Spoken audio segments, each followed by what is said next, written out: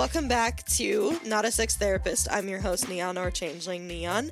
Today, we're going to be talking about porn. I did a lot of research on this, and I have some findings to report. Not positive or negative. I mean, well, I'll get more into that when the episode starts. But I do want to throw out my disclaimer. I am not licensed in any way. I'm just somebody on the internet who likes to yap a lot and has a lot of opinions on things. So, I also have a live audience with me who can feel free to interject or ask questions at any time, and it might derail the episode a little bit, but that's okay because that's what I'm here for. And I also have questions that that have been submitted to me. I haven't gotten any lately, so we might skip that part of the episode today. And without further ado, I don't think there's anything else part of my intro I need to remember.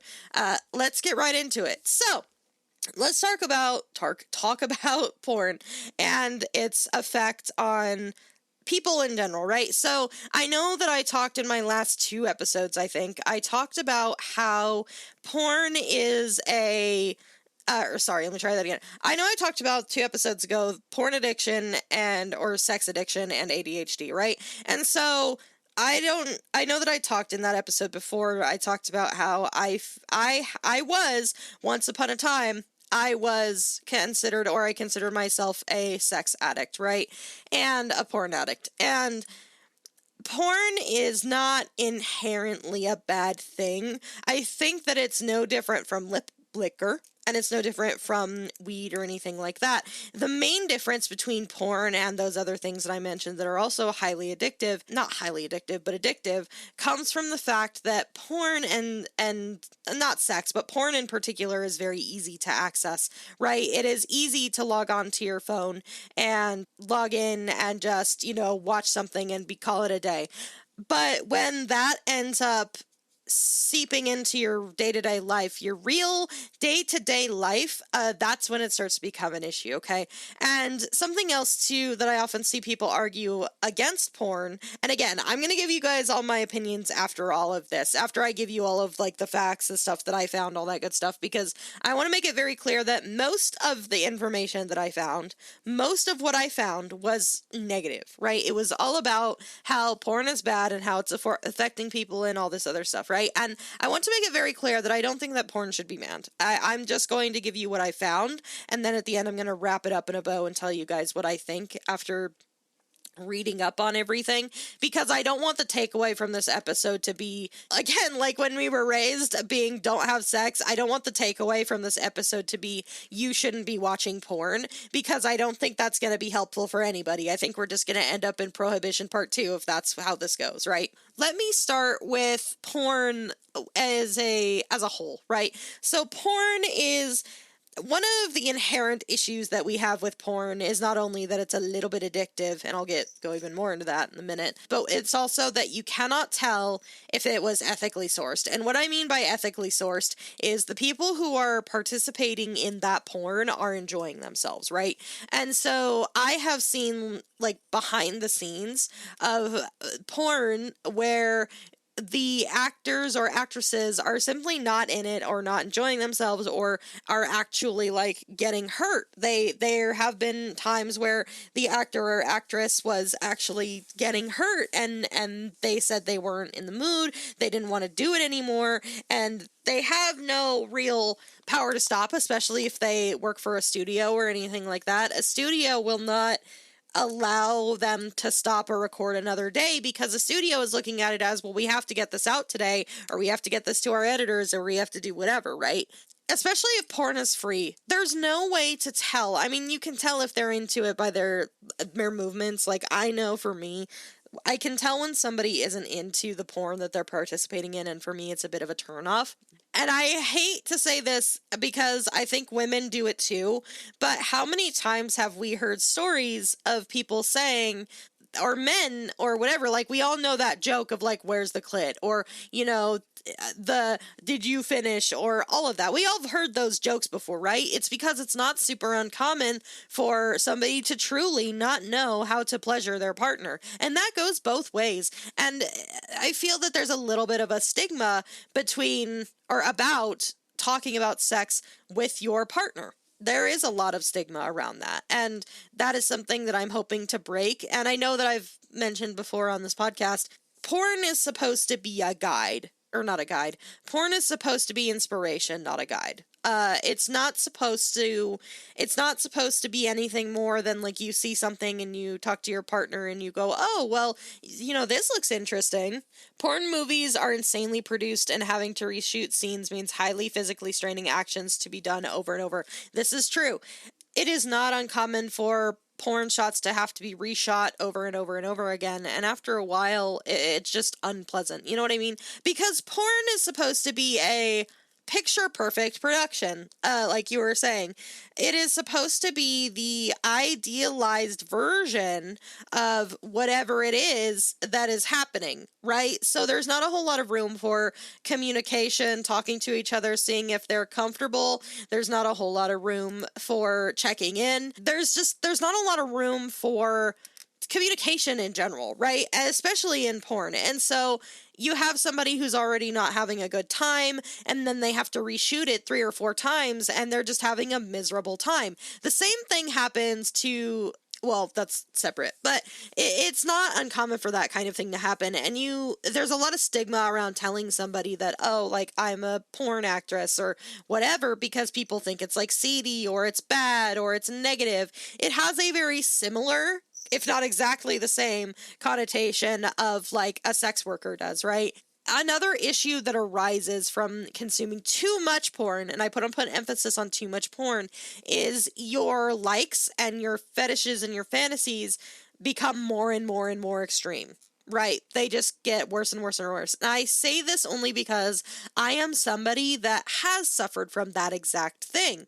That is something that has actually happened to me, right? I used to be into much more extreme things because at the time I was highly addicted to porn and sex. It is not uncommon, and it can happen. And unfortunately, some people who have this addiction have a tendency to overdo it. Right? Some of these people will actively go out and try to act on these fantasies that they are being fed through porn. And that is not an issue, I feel, with the porn. That is an issue with the individual not getting the support they need. Oftentimes, people who are porn addicts have a sense of like they don't have any connection to the world, they don't, or people or anything like that. It's no different from like if you're on drugs or if you're a drunkard or anything like that. You do bad things when you are, drunk all the time. You do bad things when you're on drugs all the time, right? It's no different. Maybe they have, and I just haven't been paying as much attention because it's not my sphere, but I don't see people wanting to ban drugs like weed or anything like that. In fact, I know in several states they don't count it as an illegal drug anymore. There's plenty of stuff there to show that it can be negative, and I speak from personal experience, of course, and I do know that that is a very real concern for a lot of people, is that it will cause assaults and stuff to go up. And unfortunately, it happens a lot to sex workers, and sex workers feel that they have no space to discuss about the abuse or anything that happened to them, because if they go to the cops are just going to say, well, you shouldn't have been doing it in the first place, it's illegal, and that's not okay. Especially because I'm sure that everybody at some point in their life has used porn in the past. Let's see. And it also does not put into effect the compatibility of the porn actors. It can be very forced and inhumane acts. No, that is a great, great point. I love it that you're raising these points, because this is something I completely forgot to go over. Because porn is so manufactured, there is a lot of incompatibility that goes on. An actor may be 100% down and ready to go on with what's happening, and the other actor or actress or whatever may not be comfortable with what's happening, but because they're under the studio's thumb, like, what are they gonna do? That's another thing that can be very dangerous about it. And again, I'm not saying that porn is bad. It's just that it needs to be ethically sourced. And you as the consumer have no way to confirm whether or not it's ethically sourced if you're just looking at it from, like, if you're just watching it on the internet. Some people can tell if whoever's in it is not into it. Other people can't. There's no way to tell for a lot of people if the actors or actresses that are in it are actually enjoying themselves and having a good time, because porn is kind of sanitized from that sense of closeness and care a lot of the time. Like, a lot of porn you'll have like the gal in the beginning talking about how she's of age, her name, all this stuff, I'm consenting to this being done, but that feels so, to me, it feels yucky. Consent should not be me standing in front of a camera like that with a fake smile and saying, yes, yes, I agree, yes, because to me it sanitizes what makes sex so enjoyable to certain people. And I know some people are like, well, I just need to get off. And it's like, that's totally fine too, but you have to understand that even if you just watch porn to get off, the people participating in that porn are real people that are really going to feel whatever you are about to consume. So it's not to say that porn is bad. You just have to be very careful about what kind of porn that you consume and make sure that it's something that is ethical, right? So what makes it ethical? Having ethical porn is something like an example is where you're at right now. If you're on Fansly paying for a service and you're following I don't want to say an OnlyFans actor because this isn't OnlyFans, but you know what I'm saying. You know what I'm saying. If you're paying somebody like me, if I were to be making horny content right now, and I am doing it of my own will because I want to do it, that is inherently more ethical because I am choosing to put out this content for you, and you are paying me for the service that I am providing. It is totally ethical to pay for porn and watch somebody or enjoy photos that somebody posts of themselves online because they are consenting to do that. They are doing that themselves. There are a few exceptions here and there if they don't have the consent or they didn't know that it was posted or, any myriad of reasons. But inherently, if you are paying for your porn or going to an indie channel like mine or like other VTubers who post porn on here, that is already going to be more ethical because they are actively consenting to putting themselves out there for you to enjoy like that. You have to be a little bit choosy with what you consume, right? And you may not always be able to afford it. And so that's why we have free services like Pornhub. But again, you still have to be a little bit picky on what you decide, right? And again, I'm going to go more in depth on that in a little bit. It is also much more humane since you can protect your identity online via content, via avatars, or setting boundaries that create bigger hurdles than direct physical contact. No, 100%. That is 100% true. It is more humane. It is more ethical. Everybody is more prone to, you can consent and withdraw consent at any time. And those are things that are very important that you don't see in normally produced studio porn. I could probably pull up a video right now on Pornhub and it's going to be something that could be rough. It could be something that is, a bit extreme or whatever. And I have no idea if the people participating are enjoying themselves or not. And I think that's why amateur porn, especially lately, has been trending so much because you can tell the people involved in it are having a good time. Speaking as somebody who has gone through sex addiction, if you've listened to my last two episodes, the episode I'm talking about I think is called My Experience with Sex and ADHD. I talked about how for a time when I was younger, I considered myself a sex addict and a porn addict, right? And I can tell you that it's not exactly a healthy place to be thinking about sex all the time. And of course, when you're young and you're a teenager, obviously that's all you're thinking about anyway. But my experience was also I had severe depression. And so I also had unmedicated, untreated, I didn't know I had ADHD, right? And so all of those things culminating together ended up boiling down into you have a very severe sex addiction because it made me feel good about myself and allowed me to dissociate more and more when I'm already super depressed, right? And so I ended up liking things that were super extreme. I am still somebody, I've talked about CNC and rape fantasies and stuff like that on my channel because those are things that I myself find arousing. That doesn't necessarily mean that I want to be assaulted. CNC is still under the consent between me and my girlfriend. We still have consent between us and she knows that I can take it back at any time. Those things, you have no way of knowing, especially if you're a sex addict, you just want rougher and rougher and rougher or more and more and more extreme. And so you can often end up falling into that pit of now you want even more. Now you want it to look even more extreme. Now you want it to be even more painful potentially. And it just goes rounds and rounds and rounds. And it's a mess. It's a mess. It's a little bit of a nightmare. I'm not going to lie to you.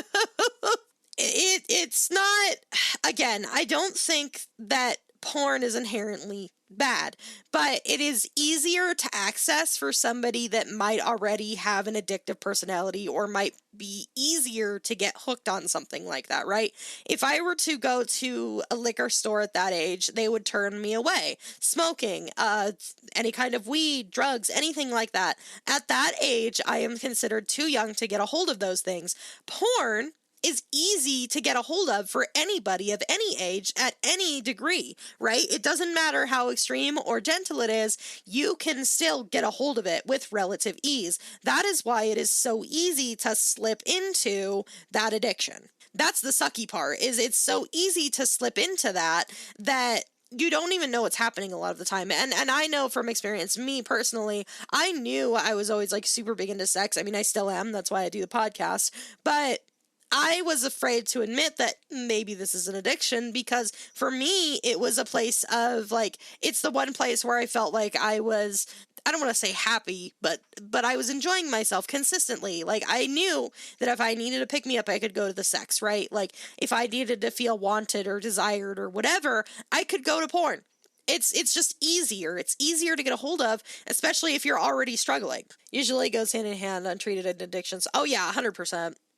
Porn is dangerous in that, since it usually skips the consent step, even in the if idealized the acts, it is barely ever in there before and after. Oh yeah, that's what I was talking about with the having the actor, actress sitting in front of the camera and talking about their age, their name, what they're consenting to. All this stuff feels so, to me, artificial. And I've talked about it before in my consent episode that consent is not something that you should be coerced into. Consent is something that you should feel. I talked about before not wanting to do something versus consent, and the line between them is very, very thin, right? And you have to be very careful.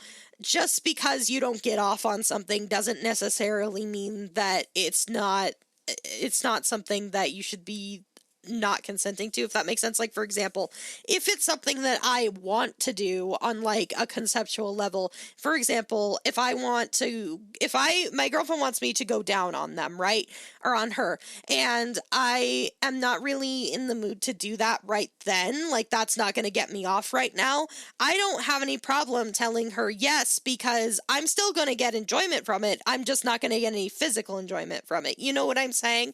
But if she were to pressure me into being like, oh, well, you never go down on me anymore. I always give it to you. Why don't you give it to me? Like, meh, meh, meh, meh, right? If it was like that and I felt bad and finally was like, okay, let's go, that's a very different vibe. Just because I'm not necessarily in the mood for the physical pleasure, or I'm not going to get anything out of this other than like the satisfaction of doing my job, it does not necessarily mean that I'm not willing to do that, right? I think the difference is willing and not willing. You have to be willing to have that connection with someone and talk to them and discuss with them and really accept that consent. And talk about that consent and accept that no means no. And porn doesn't have that because of that disconnect, because of that idealized version. It is the easiest, hardest, and least expensive drug a human can get a hold of, since it literally plays on our human instinct. But it never or barely forms contacts or human connections. This is true. Porn is always teaching people sex the wrong way and not the proper way. Oh, 100%. 100%. I have always said that porn is meant to be used for inspiration, not a guide, right? Because I'm going to be honest. So even though I was a porn and sex addict, right? And I mean porn addict because at this point I hadn't had any sex in person or anything like that. So the first time I ever had sex with my girlfriend, right, I was so scared and so nervous because, I mean, I had a lot of things going on in my head at the time. I was thinking about body image. I was thinking about sex and what to do with it. I was thinking about all these things, right? And I was scared. I was really worried that I wasn't going to make a quote-unquote good experience, because I had been, up to that point, I had been conditioned through porn to believe that it had to be perfect, that I had to do something, whatever the case may be. And the first time that ever happened, actually, I had a good time, and my girlfriend was very understanding of the fact that I had never had any sex with anyone before, and she was very open to teaching me, and she was checking in on me the whole time. And I remember the first time she ever went down on me, I remember feeling a little overwhelmed at first, just because we had done a lot that day. Like, we had done a lot, sexuality-wise or sex-wise. I remember telling her after the fact, like, that was a little bit intense for me. I think next time I need to be worked up to that, not that tacked on or right into that, because it was very overwhelming for me, right? And she was understanding, and she was like, okay, thank you for telling me, all that good stuff, right? But that is something that you never see in porn, because porn is painted as this picture-perfect manner of having sex. And so you never learn anything from it. Like, you know what's arousing, but you never learn anything about real sex from it. And that's what it boils down to, and that's why it becomes negative. It's not because sex is inherently bad or anything like that. It's because it provides an unrealistic idea of sex to people who don't have any idea about sex to begin with, right? Like I told you before in the start of this episode, like, the myriad of times I've seen the jokes about, like, where's the clit, or are you done? Are you close?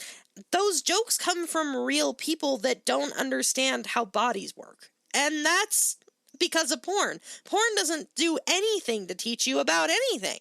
Porn is there to look pretty. It's not there to educate you. As with any social skill, sex is the same. Breaking into it is just as terrifying as talking in front of a crowd, teaching, and the entire... This is true. Very true.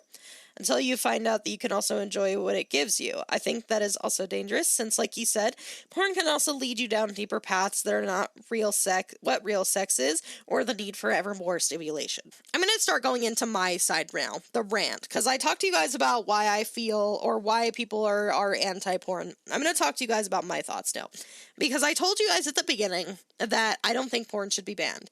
And it's like, Neon... But you said all the things about porn that were bad. What do you mean you're not... let me explain.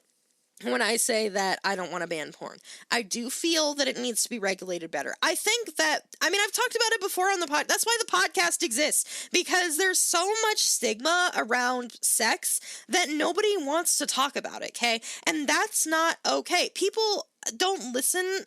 People listen to sex podcasts, but they don't seek it out. Even though they never, I don't think people realize how uneducated they truly are because of that taboo. Thinking about how uneducated you are means that the taboo is, wrong, if that makes any sense. If you're thinking about how to have sex with a woman and you're thinking, oh, but I want to pleasure her, and then you really think about how to do that, and you realize, I don't know how to do that.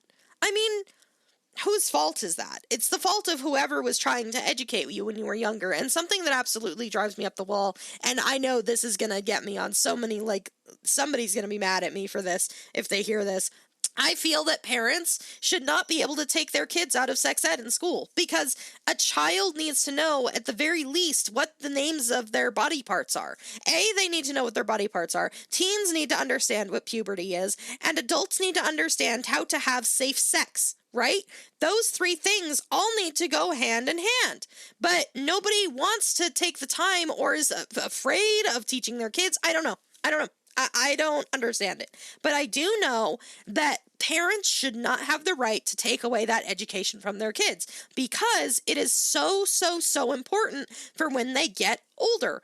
You don't want a kid who doesn't know what the fuck is going on, or how to take care of somebody, or can't have intimacy because nobody took the time to fucking teach their kids. And you can tell that I'm very passionate about this, and I've gone on this rant before, and I'm sure some of you listening to this are going, oh my God, Neon, shut up. But it's true. I feel that porn should be regulated. I feel that like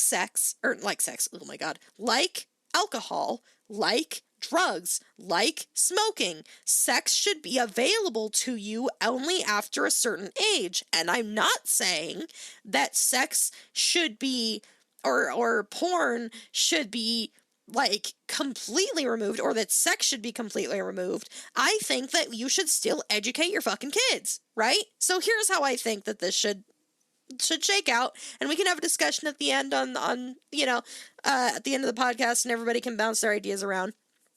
But here's how I think this should work. I think, and it sucks that we have to live in a world like this, but I think that when kids are young, we should teach them at the very least what the names of their body parts are. I think your kids should know what their genitalia are called. I think they should know that they are no-no zones. At the very least, that's what kids need to know when they're young. Why? Because there's shitty people out there who would take advantage of the fact that kids don't know that information, right? So kids need to know so that if something does happen, they can tell whoever, the trusted adult, what's happening to them.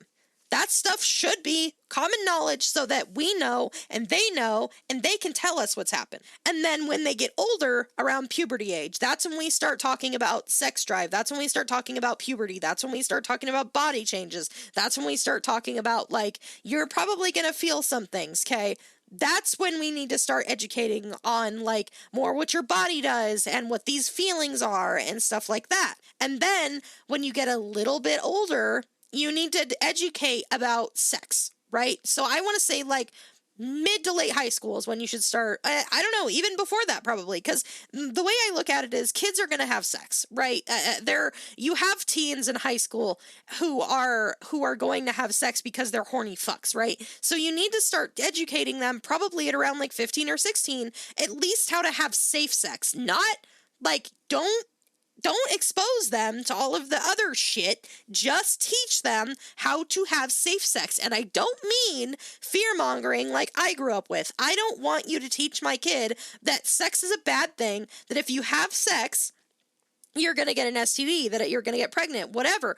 I want you to teach your kid how to do it correctly if they are at that age where they're starting to feel things, right? You teach them about consent. You teach them how to have proper sex. You teach them how to have safe sex. I don't want you to fearmonger kids into not having sex, because that has a huge impact on them as adults. And then when they get to a certain age, then they can access porn. This arbitrary age of 18 is not good enough, in my opinion, especially because in so many areas, all you have to do is click a button and say, I'm 18. It needs to be regulated better, and our school systems need to educate kids better. Kids need to know what their parts are called, and then teenagers or like preteens need to know what changes their bodies are going through, and then teenagers need to know how to have safe sex. You can tell them you probably shouldn't be having sex at this age, but let's be honest, kids are stupid. And I don't mean that in the most, like, respectful way. Kids are dumb. Kids are going to go out and find out what sex is, whether you tell them or not. So if you're gonna do it, at least tell them how to do it safely. That is the bottom line. Because if you don't do it, then that's going to affect them into adulthood. If your job is to teach a kid, you have to understand that what you teach them is going to impact them for the rest of their life, especially when it comes to something like intimacy. So we need to take better care of the education that we're handing to these kids, in my opinion. And it's shitty because so much sex ed is just fear-mongering. It's just, don't ever have sex or you're going to get an STD or you're going to get pregnant and ruin your life. It's like, maybe if you're not being safe, none of you should have an STD yet. None of you should get pregnant yet. We're going to teach you how to avoid both of those things. Any knowledge, it needs to be taught correctly, because no education is still better than being taught wrong. But even just knowing basics are better than both. Even the button pressing is not always or even rarely there. No, absolutely. That is absolutely true. Nothing bothers me more than hearing how other people like myself grew up in this idea that sex is bad, or that it's seedy, or if you like it that you're bad. Because I know so many adults who felt, I was one of them. I felt terrible about myself for the longest time, because I grew up in a family where not only was sex bad, but being gay was bad. And you can imagine being a gay woman growing up in a home, like, to the degree where if I ever saw, like, women kissing on each other or whatever, I was like, I can't be watching this. I can't watch this. This is bad. And that's a shitty way to have to grow up. That's something else. Like, sex and sexuality need to be covered. Like, all of these things. I am of the belief A parent should not be allowed to take their child out of sex ed. I believe it should be required. And like I said, I believe there needs to be 3 tiers of it. I believe young kids need to be taught their body parts. I believe that preteens need to be told how their body is changing. And I believe that teens need to be taught how to have safe sex. And I mean with each other. If any adults are getting into this equation in any way other than educator, then they need to know that they have to report that. And that's the other thing too is, and I know this is a heavier topic, and I'm sorry if it triggers anybody. I'll just throw a trigger warning or have my editor throw a trigger warning on before this. But you have to understand that because of these negative views that we have about sex in general, people, especially teenagers who are abused by adults, don't feel safe coming to adults. Why? Because it's such a taboo. Adults take advantage of the fact that you refuse to let them feel comfortable in their bodies and their natural instinct to manipulate them and abuse them and turn it into, well, it's your fault. That's not okay. If you are willing to educate your kids, if you are willing to tell them that it is a normal part of being a human person, then it's probably likely they're going to be more willing to open up to you when some bad shit happens. That's just the way that it is. I know I myself, I was super afraid to talk about, and I have some trauma from when I was younger and all that good stuff too. But when I was younger, I was super afraid to talk about stuff like that because I was taught that it was bad. How are you supposed to be open and talk to somebody about something when you're taught your whole life that that thing that happened to you is inherently bad and you should be ashamed of it? I get very heated about the sex ed discussion because I'm very upset and disappointed in our school systems. And I am a victim of that school system and that shit happening, you know?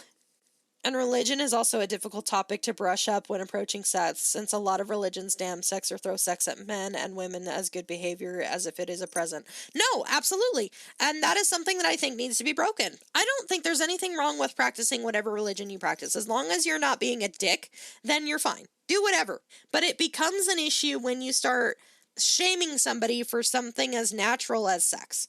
Everything has sex. Well, most things. I guess some things just become more of themselves, but every mammal, every living being has sex. You know what I'm talking about. You know what I'm saying? It's so natural. There's no reason to damn it. There's no reason to cast someone out for enjoying it. There's no reason to make a sex worker feel less than because that is their choice of work. There's nothing wrong with that. There's nothing wrong with being an OnlyFans creator. There's nothing wrong with being an OnlyFans enjoyer as long as you're doing it within moderation. All of this to say, porn is not a bad thing. Porn is no different from any other substance that you can use for pleasure. And I myself often just need to get a quick one off, and I will go to porn and get it done and call it a day. That is fine. It's an issue when your porn addiction starts seeping into your everyday life. Okay, when it starts seeping into, I would rather do porn right now, or I can't because I have plans with porn later, or, you know, you're looking at women or men as sexualized objects. I've seen that a lot, especially because the internet is the way that it is. You know, I see a lot of men, women who look at each other like they're just objects of pleasure. Some people will, if I've heard something that kind of is interesting, I've heard that if somebody likes you and they are interested in you, they will start looking up your features in Pornhub and stuff like that. And I think that, again, the issue with porn comes from reducing the people in the porn to anything other than people trying to make a living. And some of them enjoy it. Some of them do enjoy their jobs, and some of them do have a good time, and that's why they do that job. But you have to understand that even if you're looking at somebody else, that is still somebody who is not enjoying it, but that is somebody who is a person who is experiencing things. But I see so many times where that's not the case. Porn is not inherently bad. It just needs to be regulated. We just need to watch it more. We just need to keep a better eye on it. But unfortunately, I think that the problem with porn is that it's not going to be touched by a lot of government officials. It's not going to be touched by anybody in particular because A, they have to get over the, ooh, porn, that's yucky. And they have to look at it as an actual, not a problem, but an actual thing that can be done recreationally and not a bad thing. And then they have to some of them, they'd probably have to fight the people who are like, no, you can't regulate my porn. That's bad. And it's just like, I don't think that you should have unregulated porn. I don't think you should cut off everyone's access to it. I just think that we need better education in combination with, not introducing porn until later on in the life cycle. Like drinking, like drugs, like anything. 18 is such an arbitrary number that doesn't even account for somebody's full growth. It's just such an arbitrary number that doesn't make any sense. You should be older to be able to participate in porn. It's just, like I said, it's just something that it's very taboo, and the people who are for it are very for it and will fight you tooth and nail. People will get death threats over saying like, oh, I don't like this, or we're taking this down, or whatever. Sex is one of those things that people feel very passionate about both ways, and it can be very negative or it can be very positive. And I think that breaking apart that stigma is going to help. And proper education is going to help. But I think that we have to get past that stigma to get anywhere. You know what I mean? You have to get past that stigma to make any kind of progress whatsoever. And with the creation of drawn or CGI porn, like with hard drugs, they can lead to delusions. It depends highly on the person when they should be introduced to things. 21 is drinking age, and it arbitraries any other such number, like 16 in Europe. No, you know what? That's a good point. That is a good point.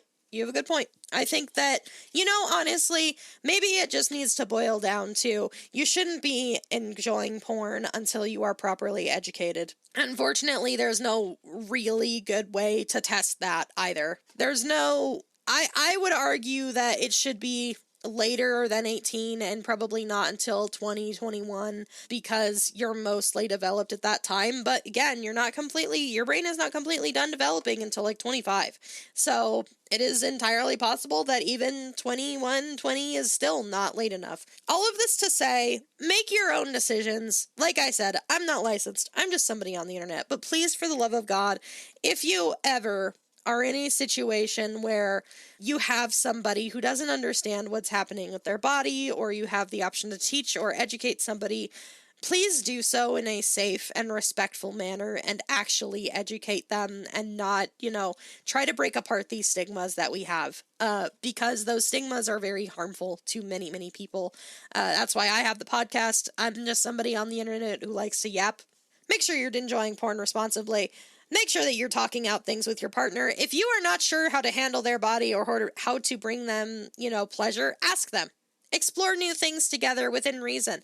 Make sure that you have consent. Make sure that if you are trying something a little bit more extreme, make sure you have your safe words. Make sure you have the fundamental understanding of how their body works. And your partner is going to be a little bit different every time. Everybody's body is different. Everybody responds to different stimuli differently. So make sure you have the basic information, and then make sure that if you need to, tailor it to your partner. I think just like with cigarettes in Europe, having printed on them the consequences of smoking, there should be warnings with sex items like condoms and the like, because even if practiced safety, it can lead to consequences. It can lead to addiction, pregnancy, and so on. Yeah, and again, yeah, there's nothing that can really stop you from getting addicted to sex. I mean, other than just distancing yourself from it. But again, I feel that people who have a tendency, I mean, this is any addiction though. Like, I mean, it's accurate to any addiction. Any addiction, it often comes down to how that individual is going through life. Most people who struggle with addiction in general have, some of them are unmedicated like me and didn't realize they had mental issues. Other people just are so depressed or so, struggling so hard that is their escape. That is what they go to, and those people need help. But again, you can only help somebody as much as they're willing to be helped.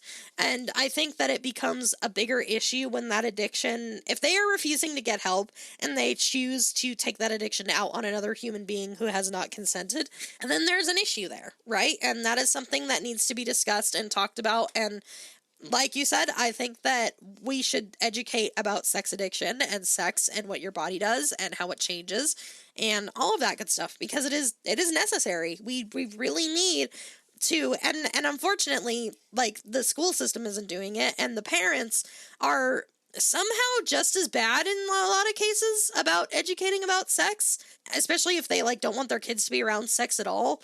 It's just like, I think parents have a duty to make sure that their kids are educated, that they know at the very least, like, again, what their body parts are, how their body is changing, and then when they are teens. I mean, everybody talks about the sex talk, right? But how many of you guys had a sex talk? And if you did have a sex talk, was it actually a sex talk, or was it just like, did you know if you have sex you can get pregnant? Yeah? Okay, we're good. We're good. That's not a sex talk. That's not teaching anybody anything. That's not doing anything for anybody. So I think that's going to be where we wrap up. I don't have a whole lot more to say about this. I did kind of derail a little bit on this episode, but that's totally fine. That's what I'm here for.